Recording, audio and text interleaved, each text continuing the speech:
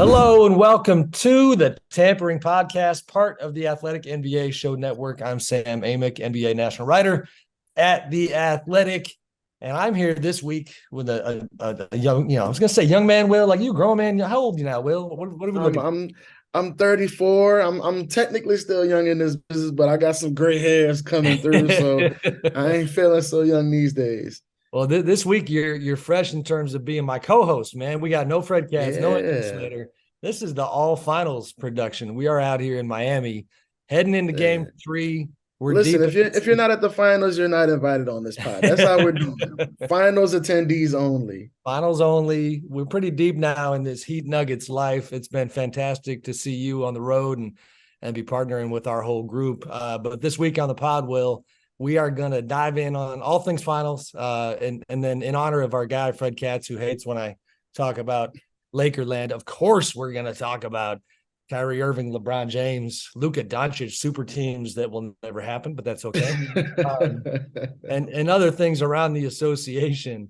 But man, Will, I'm going to set the scene. And if anybody doesn't know your fantastic work, Will is doing double duty here in the finals. He is typically our fantastic Pelicans beat writer, covering Zion and the rest of that group in New Orleans. But he's on the Miami Heat beat for this stretch all the way through the playoffs, which A, kudos to you for putting in OT, and B, and this is I think a lot of what we're going to get into is I love the idea of a very good reporter like yourself having a fresh set of eyes on a Heat group that I have always found incredibly interesting. And I know it's cliche, but the whole Heat culture thing, and like I've had my own version of this where you get to spend extended time around them and start to decide for yourself what you think about that whole quasi infamous operation, if that makes sense. But before we go down that road, just to lay the table here, we obviously got a 1-1 series. Will, the Miami just absolutely stunned that building in game 2 the other night, Ball Arena, and Jamal Murray misses that 3 late. They would have put it into OT. I know we're a couple days removed from it, but considering that a lot of us, I think, were, after game 1 thinking this thing would be a short series, how shocked were you, and what kind of takeaways you have going into game 3? No, I mean, first off, thank you for all the kind words, my man. I appreciate it. It's been a crazy experience. And like you said, it's been really interesting. I've been covering the Pels for 7 years and getting the opportunity where I kind of came into the playoffs saying, hey, I'll be there for, a couple games in Miami. They'll get bounced in the first round and I can go ahead back to my Pelicans business. But now I've been able to, be embedded with them for, I don't even know what it's been, a month, 2 months, who knows, during this playoff run, and just really just seeing how they operate on a daily basis, how Spo talks, how those guys kind of communicate and kind of deliver the same message. And you said it, I mean, as cliche as it is, Heat culture is very real. And it's the way I wrote this, before the finals. It's not just what they do, it's how they live. It's just Right. what they believe in every day, and just how they kind of operate and they kind of churn out these guys year in and year out. And we're surprised when Gabe Vincent, Max Strus, Duncan Robinson, these guys come out of nowhere. But it's not a coincidence. It's what Miami does. And I think you saw it in that game too. What was really stunning is, I think, if I would have told you Miami was going to win game 2, you probably would have said, well, Jimmy probably had 35, 8, and Yes, 9, fact. right? Yeah. Jimmy Butler had probably had a fantastic game. And then Jimmy's numbers ended up being pretty good. He had 21 points, 9 assists. But really, they won that game because of Max Strus coming out hot after going 0 for 10 in game 1. Gabe Vincent playing an incredible game. I think you saw kind of Heat culture shining through, and that these young guys who they've developed in-house being on a stage like that where you're down 0-1, half of the city of Denver is already getting their T-shirts ready for the parade. And those guys came in and say, nah, this is going to be a series. We're ready to play. We're not scared. And that's what makes this Heat team so special, that no matter what stage they're on, no matter what team they're playing against, those guys come in ready to play and they're unafraid. And that's what makes this series so interesting, because I think if you just go player by player, I think everybody would agree that the Nuggets have the more talented roster. Right. But the Heat just have that intangible in them every time they step on the floor, that they're ready to fight and they believe.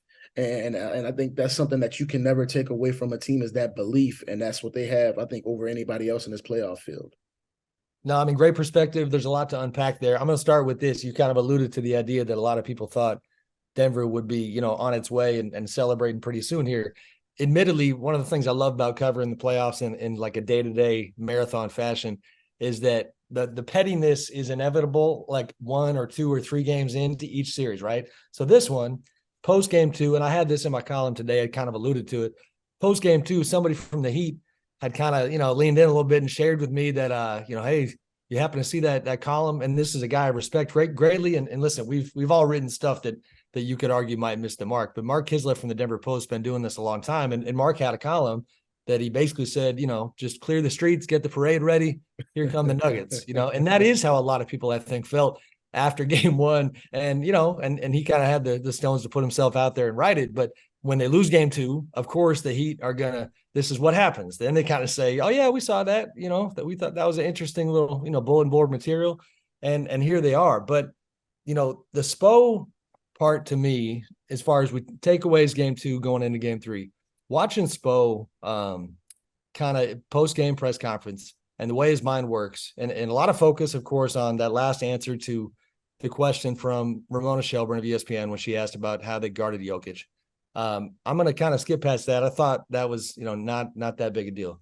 But Spo talking about the complexity of a series like this, and talking about the idea that they have a ton of respect for this Nuggets team, and they didn't want to lose that kind of ethos as they go into game 3. But also, I don't know how I'm not expressing it very well, Will, but like you saw this mad scientist trying to get out of the press conference very quickly because he had a lot of work to go back to do. And he talked about some of these adjustments that, he puts Kevin Love in that starting lineup.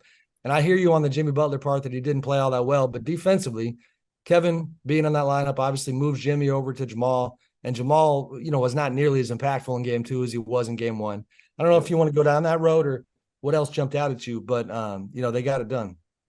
No, I don't know what you mean, Sam. I get the sense that Spo loves talking to us every time we go to one of these press conferences. He just indulges in the media experience. But I think that's I would say if I were to rank what's been most interesting about covering the Heat throughout this playoff run is just seeing how Spo operates and the way his mind works.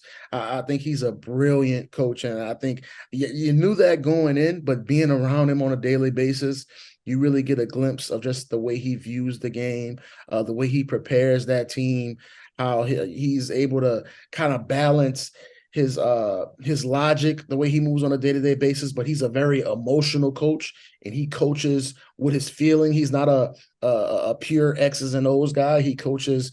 He allows his his feelings and his emotions to come out in the way he coaches. If you watch him on the sidelines, he's stomping, he's running on the court, he's grabbing people. Well, how many real quick, how many times in this run have you heard him refer to himself as a masochist, which always cracks me. My God, there are so many Spo-isms I've taken from this playoff run. The masochist, the beauty of the grind. He loves that one. Saying Jimmy Butler is gnarly. He's got a lot of Spo-isms, but I think one thing that just shines through constantly when you talk to him is just his perspective from being here and doing this before. And I think you referred to the Mark Kislett column. I think the feeling you got from a lot of Denver people where they were so excited to get that game 1 win. And for Miami, they were like, hey, we've been there, done that. Each of our 3 titles we won before, we lost game 1. So we know how to bounce back from a game 1 loss. We know this is a long series. And I think Spo above anybody really understands just the ebbs and flow of a playoff series, especially when you get to this stage and the finals. It just runs for so long with these multiple days between, and you have all of this talk about, when you lose a game, how terrible your team is, or the other team is so much better than yours, how Nikola Jokic is the best ever, and Jimmy Butler, he doesn't have it for this playoff series. And they heard that for multiple days going into game 2, and they just came in ready. And I think the way Eric Spoelstra kind of has that team prepared and they have that experience, I think that's one of the interesting factors in this series, that as talented as Denver is, those guys haven't been here before. And with Miami, they don't have D-Wade or LeBron walking through that door, but you feel that organization and their experience in this field and then in this deep into the playoffs, and they know how to move through this, and they know how to kind of take it all in and do what you're supposed to do to make sure you're prepared. And I think it's going to be fascinating to see how they come out game 3, because it went all of a sudden, this series went from, man, Denver's in control, they're in the driver's seat, to all of a sudden Miami wins game 3 and everybody's sitting around like, uh-oh, here we go again. Oh, They're about to shock the world one more time. Today's show is brought to you by Philo. Visit philo.tv and use the promo code NBA Show to get 50% off your first month. There's nothing better than unwinding, watching a little TV every now and then. But the hassle of finding what to watch, and to be fair, the cost of cable just doesn't make it worth it. That's why I completely cut the cord. And if you love TV, Philo is your solution. Philo has shows, movies, and live TV for just $25 a month. No contracts, no commitments, no hassle, just a better way to watch TV. Philo also has unlimited DVR for 1 year, so you can save all those shows that you're probably never going to get around to watching. It also allows multiple profiles and multiple streams, so everyone in the house can have their own saved shows and up to 3 streams at the same time. And if you can't get enough TV, there's no better way to watch, because Philo has over 70 channels, including BET, VH1, AMC, and Vice. If you're still not convinced, try it yourself with a free 7-day trial. Sign up today at philo.tv. That's philo.tv, and use promo code NBA Show to get 50% off your first month. So I want to go a little farther down the road. You talk about demeanor. You talk about the differences between the two sides. Although before we do that, on a lighter note, I'm going to acknowledge, man, we are officially in Miami. And if the YouTube crowd is watching this, man, I got sweat coming down my forehead. I had to turn the AC off so the noise wasn't messing up the pod. You could tell like 4 minutes ago, I'm losing my train of thought because I'm going, good God, I'm in a sauna in this hotel room. So we are officially in South Florida, which I have not been here for years. Hey, listen, man, I think it's like 90 right now in New Orleans. So we're pretty lucky right now. I'm a dry Northern California's dry heat. That's what I'm used to. There's a lot of humidity in this air.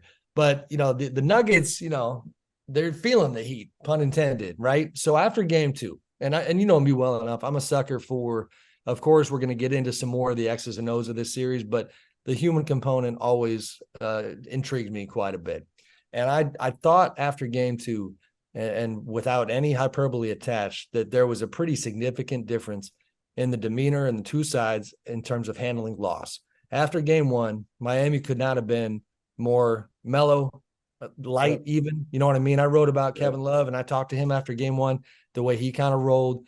He kind of embodies how they all were after game 1. They were not sweating this thing at all. So go to game 2. Now I get it. They're the 8th seed. Pressure's not the same as it is for Denver. You can make that argument. I would also counter by saying, especially, Jimmy Butler in particular, as great as he is, as fantastic as he's been in these playoffs, we all know Jimmy gets up in the morning with one goal in mind. And if they lose in this finals and he still doesn't have a championship, then he's going to feel like it was a failure of a season.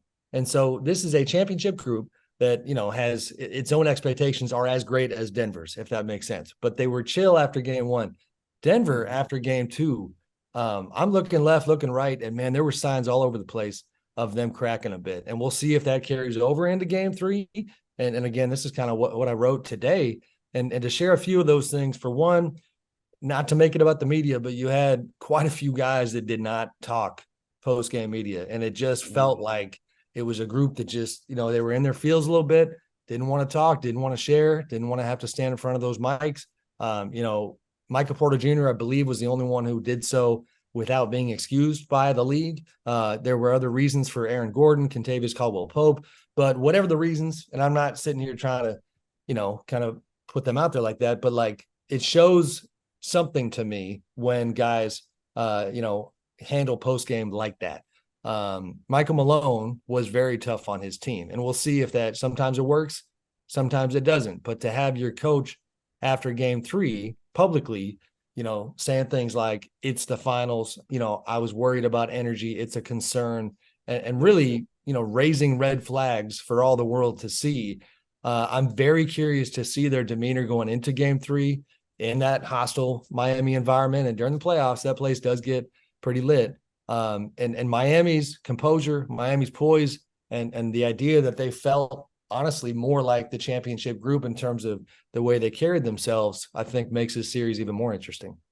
Yeah, and the tie the two ends. I don't think it was just I don't want to say lack of composure post game, but I think just the lack of experience maybe you saw was post game, and I think during the game you saw kind of Denver lose grip of the rope, and just the way they were defending Miami, where you saw so many times just a Miami guy wide open from the 3-point line, just a missed rotation, or two guys doubling Duncan Robinson coming off of action and leaving Gabe Vincent wide open. I think you saw consistently, it just seemed like Denver was just kind of lost out there. They were unsure. There was a lack of communication. And you saw kind of the mistakes you see from a team maybe in round one of the playoffs, but you rarely see teams just make consistent mistakes and just gaffes the way that the Denver did in game two. And I wrote this, after the game, that as well as the 3-point numbers look for Miami after the game, 17 for 35.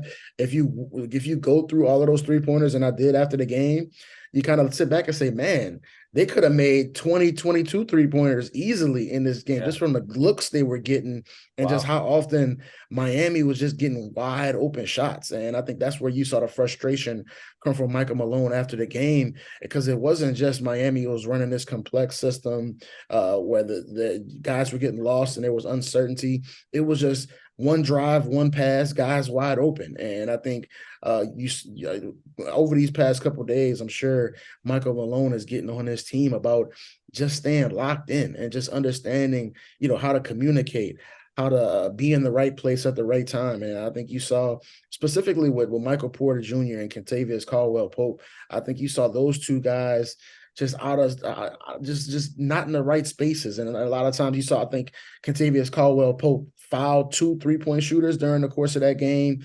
I think you kind of saw them losing their poise a little bit as that game went along. I think they were all kind of beating their chests and feeling themselves a little bit as they went up 15 in the second quarter. And as we said before, we know with Miami, they're never going to feel scared. They're never going to feel like, oh, man, we don't have it tonight. They're just going to keep plugging along. And as they started cutting into that lead, you saw Denver just kind of just get shook a little bit during the course of that game. And I think that's something that Michael Malone is hoping he can use to build on.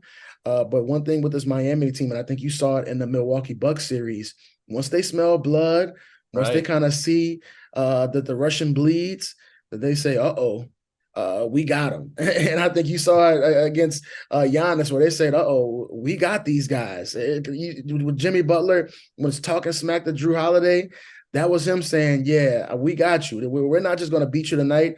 We're going to beat you mentally. We're going to snatch your heart out. And I think that's what Michael Malone really feared. I think you kind of saw that in his post game. He said he was kind of saying it without saying it, that, hey, we can't allow these guys to kind of take our hearts to beat us mentally.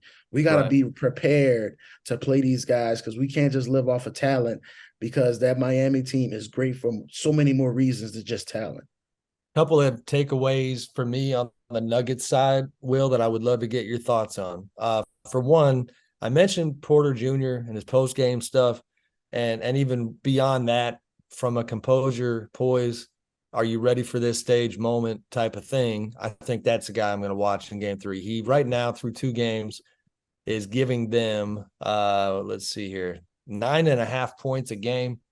And he's shooting a cool 17.6% from 3-point range. He's just not playing well at all. To give the quick comparison, during the regular season, that's a guy who gave him 17.5 points a game and shot at a 41.4% clip. That matters a great deal. But even more than that, I'm curious what your opinion is of the Jamal Murray situation. We mentioned Jimmy guarding him in game 2. Within that, one of my favorite Spoelstra comments, again, part of how I do appreciate how he will pull the curtain back on his process and tell you his thinking. And he said during his post-game press conference, and I'm paraphrasing, that he had not in game 1 simply had the foresight to understand why Kevin Love needed to be in the starting lineup. And that Jimmy didn't. There were plenty of possessions defensively where I remember thinking to myself, and I got the old binoculars out for playoff basketball just to make sure I get an even closer look. Like, Jimmy made a handful of business decisions defensively during that game. I'm not trying to say that Jimmy was, Michael Jordan in his prime defensively in that game. But he's still Jimmy Butler, and he's going to make life tougher on Jamal Murray. And again, Jamal struggled until late. He almost pulled that thing off, a couple late threes, did his thing. But within that, did you happen to see the Draymond Green, Steve Kerr perspective talking about Jamal after game 2? Did this cross your desk at all? I saw some of the clips. I didn't see him talk about Jamal, no. It's real simple, but the perspective I thought was great. And to see, a championship people like Steve Kerr, Draymond Green talking about it was really fascinating. On Draymond's pod, they talked about the idea, and Steve in particular, that you could tell that the Heat, in their coaches meetings and the team meetings, that it was almost as if they said, wait a minute now, Jokic, clearly the best player on the Nuggets, probably best player in the entire NBA. But Jamal Murray might be the head of the snake. And if we can cut that head off, then we might have something in this series. Do you feel like what they did with Jamal is sustainable? Because as great as Joker is, he had 4 assists, which is a little misleading. Some of that stuff I think is variance and guys missing open looks. But, 4 assists for Joker is not their formula for success. But on top of that, just Jamal has been fantastic for damn near this entire playoff run. And if they find a way to slow him down, I think Denver's going to struggle. Yeah, I think you hit the nail on the head saying I think a big adjustment for Miami was shifting Jimmy Butler over to him, just putting more of a physical presence on him, not allowing him to kind of bully guys the way Jamal can at times when you put like a Gabe Vincent or maybe even Caleb Martin at times on him. I think he can kind of outmuscle those guys. He can't do that with Jimmy Butler. I think we don't talk enough when we get to this stage of how beneficial it can be where you can allow your stars to guard other stars, because I can tell you one thing a ref won't do is call a bunch of fouls on Jimmy Butler when he's guarding Jamal Murray, because they want to see those matchups as much as we do. But as if they would, even if they won't say it. So when your star is guarding another star, your star can get away with a lot defensively. And I think Jimmy, you saw him kind of putting his body on Jamal a little bit, making it tougher on him. But the thing with Jamal, and I think this could be a good thing and a bad thing at times. I think he's just a tough shot taker and a tough shot maker. And I think with him, you mentioned it. If he hits that step back 3 at the end of the game, we're talking about how great Jamal is, how he came up in the clutch, how he stepped up in the moment, and he ended up missing it. So now he didn't have as great of a game. Jimmy Butler had him on lock. I think that's just the way the narrative goes in the finals, and how easily you can shift from one way or the other. And I think for him with Jamal, he just got to remain confident. He's got to continue to take the shots he takes. And I think playing next to Jokic, it allows him to get good looks consistently, and he can kind of play in space a little bit more than some of these other great guards. But for him, I think he's got to continue to do what he's done as far as back-to-back games with 10 assists. And I think as long as he's getting off the ball, he's keeping his teammates involved, even if Michael Porter Jr., Kentavious Caldwell Pope, Aaron Gordon, some of these guys aren't shooting the ball as well. I think he's doing a good job at keeping everybody involved, not just jacking up 25, 30 shots when he felt his team slipping away. And I think as long as he's playing that way, the offense will kind of figure itself out. It has been surprising to see how much Michael Porter Jr. just hasn't shot the ball very well, because we know he's one of the top tier shooters in this league. And I think it's going to be interesting because we saw, especially in game 2, Christian Brown and Bruce Brown just flat out play better than the starting wings for Denver. And I wonder if that continues, how much Michael Malone just kind of says, you know what, I'm just going to leave Bruce Brown out there. I'm going to just leave Christian Brown out there instead of going back to our starters. But for Jamal, I think he's a guy, we know he takes on the challenge. I think he's going to feel some type of way of missing that potential game-time three-pointer at the end. So I'm expecting him to come out firing in game 3, and I'm expecting Jimmy Butler to be on him again. But like I said, I just want to see him continue to just make good decisions with the ball, and I think that'll end up paying off for him in the end. All right, well, before we move on to the obligatory Laker discussion, that it's the tampering pod. So if Kyrie, let me get my swear jar ready. I know. Come on, man. If Kyrie's going to be out here, flirting with that tampering line, flirting with other NBA stars, of course we're going to talk about it. But before we do, I just, in the interest of completely exhausting this kind of cool Will Guillory playoff experience, I got 2 quick questions for you. Number 1 is, give me your favorite Heat moment in terms of media moment, whether it's conversation, something you saw, you've been on this road for a minute. And before you answer that, second question is just, this playoff life is different, and I'm drawing a blank on, and I'm talking media wise, I'm drawing a blank on the deepest you had gone coverage wise before. So I'm curious, like how far you gone, and just off the court, give me, because it's planes, trains, automobiles, late nights, early mornings, all that stuff. I want your favorite off court playoff moment. What do you think on those two? Oh God! To answer a second question first, the furthest I ever made it was second round with the Pels. When they swept Portland in the first round, they ended up playing Golden State in the second round. Like I said before, the experience of getting to see Golden State for an entire playoff series. Well, it didn't last that long; it only went 5 games. But just that was when KD was there, and they were kind of in the peak of the Warriors run. Just kind of seeing the way they moved on a daily basis was extremely interesting. And obviously it didn't end well for the Pelicans, because that following year, DeMarcus Cousins leaves, Anthony Davis demands a trade, and my entire world blows up in front of me as the Right. Pelicans writer, thinking that was just the start, but really that was the end of the Anthony Davis era. But for me, I would say, not to beat the Heat culture thing down as much as we already have, but I think for sure my coolest media moment to this point, I got a chance to talk to Udonis Haslem one-on-one for a Heat culture piece I did leading up to game one, and just kind of hear him talk about what makes Heat culture as strong as it is, and what it has allowed it to sustain as long as it has. I think his perspective is so interesting, and I think for a lot of people on the outside, they kind of look at UD and say, man, this guy doesn't play any games. He's just wearing his warm up. Every now and then he might threaten to punch somebody in the face. Why is he so valuable? And when you hear him talk, it's like, wow, you understand what makes Miami so special and what's allowed them to do what they've done over decades now. And it's not just Udonis Haslem, but he's just a cog in what they've done, at every level, whether it be Spoelstra, Pat Riley. Those guys have so much longevity in what they've done in Miami, and they have a belief system and how they move and how they bring guys in. And one of the quotes UD gave me was, hey, we don't care what you've done throughout your whole career. You're going to do what we do here in Miami, the way we do it. And you saw, and I think it was Jimmy after the game with Bam Adebayo talking about, there was a moment in the fourth quarter where Udonis Haslem kind of sat in the coach's chair. And I promise you, he wasn't talking X's and O's. When he sat down in that coach's chair, he was kind of calling some guys out and saying, hey, you got to dig deep. You got to win this game, not just with running pick and rolls the right way. You got to come and show some heart. You got to show some guts. And that's what it takes to win at this level. And those guys understand it, because UD, he's finals number 7 now. He understands what this stage looked like. And he understands, like we said, when a Denver team is starting to let go of the rope, and you got to be able to jump on them when you kind of sense that. And I would say off the court moment, just for me, this is my first finals. So just kind of walking in there for game one, the first time, and hearing the national anthem, and kind of one of the things I always do before every game is I kind of just sit there and I look around at the crowd and kind of take it all in, and just kind of taking that moment in for game one.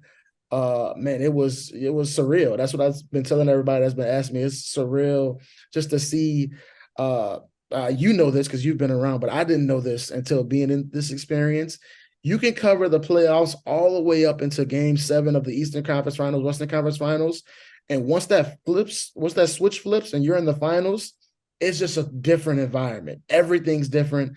The amount of media, the environment, the amount of people around the city, around the arena, around these teams, the entourages get a little bigger. The team staff all of a sudden looks a little bigger. You just feel how big the finals is and how much this stage is different. And I was there for the end of the Eastern Conference Finals, and I was like, oh, this isn't that different from what I'm used to. And then you get there for game 1 of the finals, and it's like, oh my God. You feel that this is the big stage, and you feel just how you can understand why guys kind of get to the finals, and you hear Eric Spoelstra say, man, it's so valuable to have Kyle Lowry and Kevin Love here, guys who have been through this and know what it's like. And you hear that and you say, okay, that's kind of coaches speak, but no, that's extremely valuable to have guys who can deal with all of this extra stuff and still keep their focus on the main thing, because it's a lot once you get to the final stage. Well, and one thing we're probably not, I mean, it's all great perspective, we're probably not empathetic enough about in the media, is that as far as these players and these coaches and their routines and their rhythms, Will, like they have the same reaction that you do when it, especially if it's their first one, and the media part is a big part of it. Like you all of a sudden are expected to do more. The NBA is a business, right? So when you hit this stage, they don't care what city you're from, how, big market, small market, like you are expected to help sell the soap. You know what I mean? And that means talk every day. And you see that some of these different habits that players and coaches might have during the regular season, they reach the final stage and it's like, no, the NBA is in charge out here. And that I think does matter, as these athletes are trying to keep that rhythm, to not, wake up every day going, oh boy, it's the finals. It's the finals. No, you just want to compete like you normally do. So on top of that, it's been funny for me in this particular finals, getting a rhythm again after a couple of years where the finals were different. 2019, you go Warriors, Raptors, that was normal. But 2020, the bubble, I was there, but that's, never going to be replicated. That was its own thing.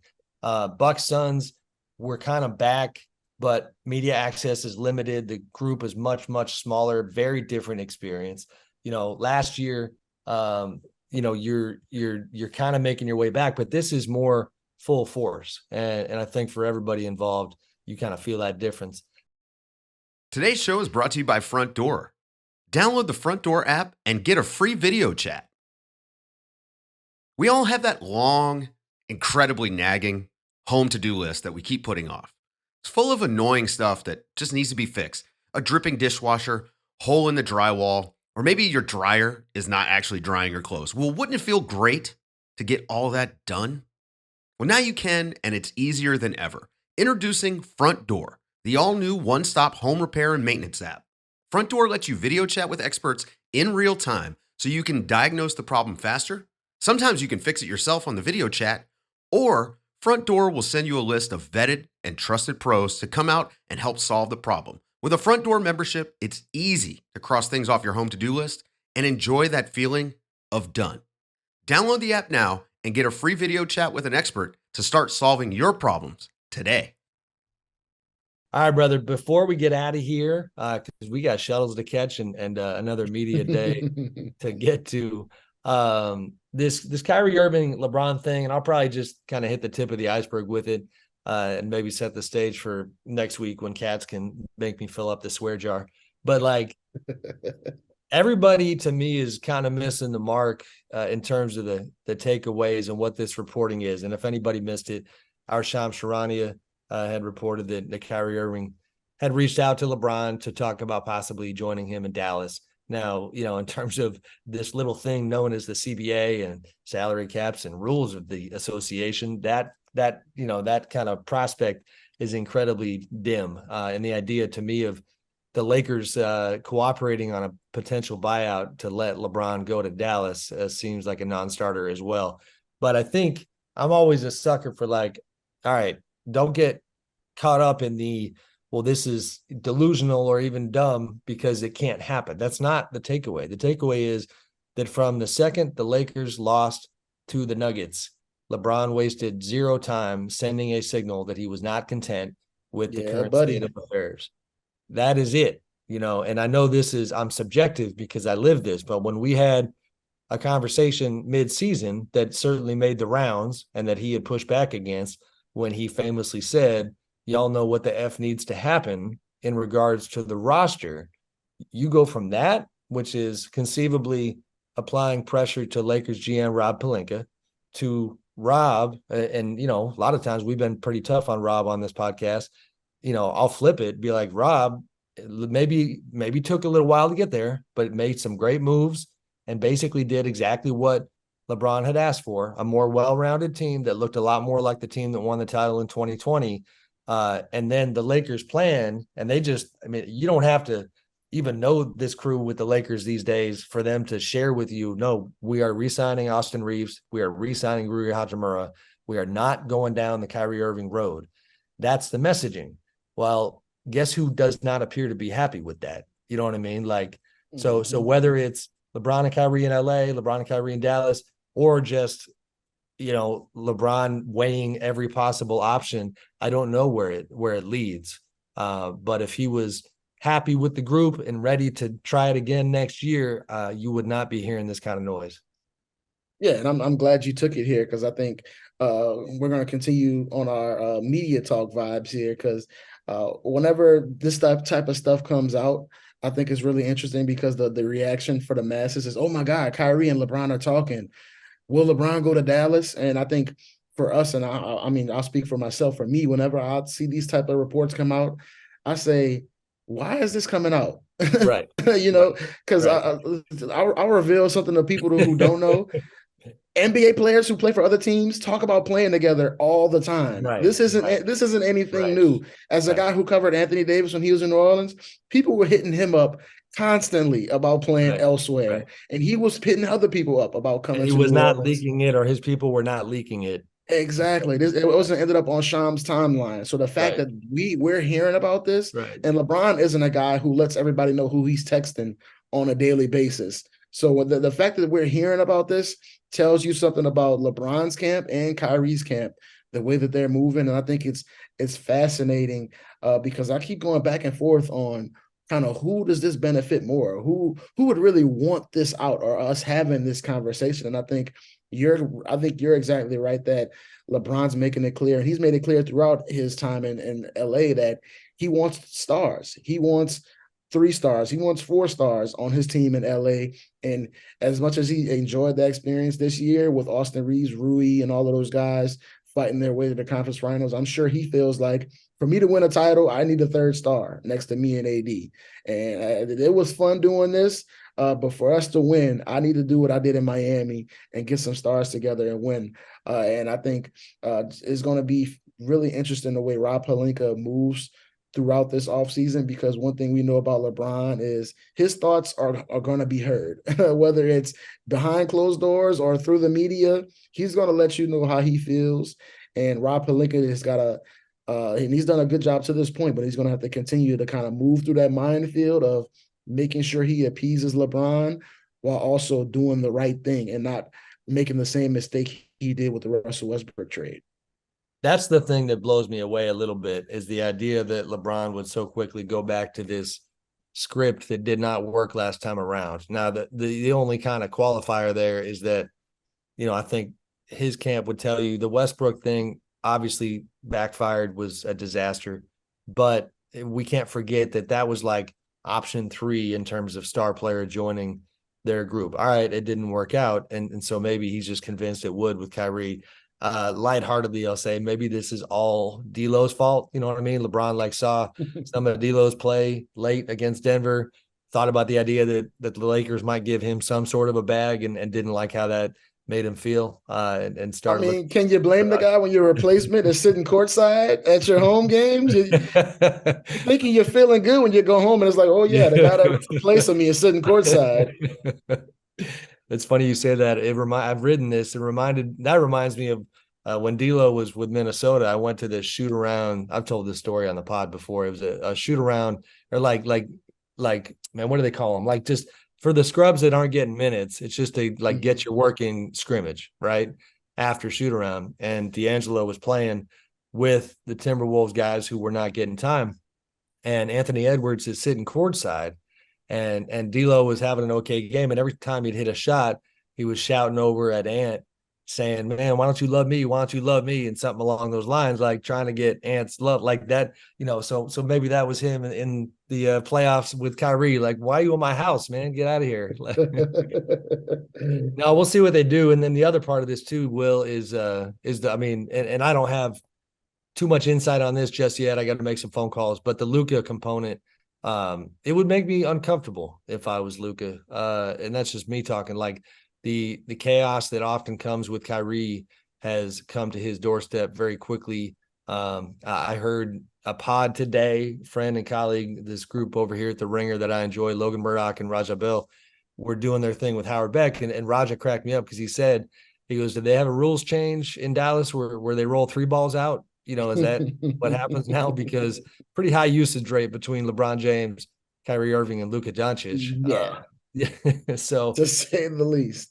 But I don't know what to think of all of it, because even on the Dallas side, Will, again, I know that it's incredibly implausible, but as you there's connective tissue there that does kind of, make you think a bit, where you got Jason Kidd, very close relationship with LeBron. There's members of that coaching staff in addition that are close with LeBron. And You've got Jared Nico Dudley, right? Yeah, Jared Dudley, Greg St. Jean was with the Lakers before. Nico Harrison, I always remember talking to Nico, head of the Mavs front office, for a couple of years now after they did the Kyrie trade. And I thought it was so fascinating because, his attitude in regards to the trade, like he, at that time anyway, was not losing an ounce of sleep. It was like every day of the week, all day, this is a move you have to do. You got to, it's Kyrie Irving. You have to do it. And so Nico, is a guy who is in terms of his fabric, he's formerly of Nike, incredible relationships with, damn near every star player in the NBA. He, like Kyrie, like LeBron, like he is a star player kind of mentality type of guy. We all know Mark Cuban always swings for the fences. So a lot of layers to this thing. And I do think as it relates to Luka, I sure hope they're really kind of critically analyzing this thing and being careful about how he sees the whole vibe. Yeah, and I think the Dallas part of this is super interesting because you kind of see Kyrie putting his point out there, how he wants this team built. We haven't really heard what Luka wants, right? Or what Luka thinks, or how he believes this team should be built. And we're not even super clear that the Luka Kyrie thing even works, right? I mean, they went 5-11 together last year, and some of that was just the roster kind of got blown up by them acquiring Kyrie. But I think, man, just the way that Luka, what his role is going to be moving forward if Kyrie is his teammate, if these kind of stories pop up consistently when Kyrie's in your building, how Luka moves in that environment, how he's able to establish himself as a leader, because, man, things got really ugly for them at the end of last season. And if things just, you kind of feel that same vibe to start next season, right? What are they going to do? And how does Luka respond to that?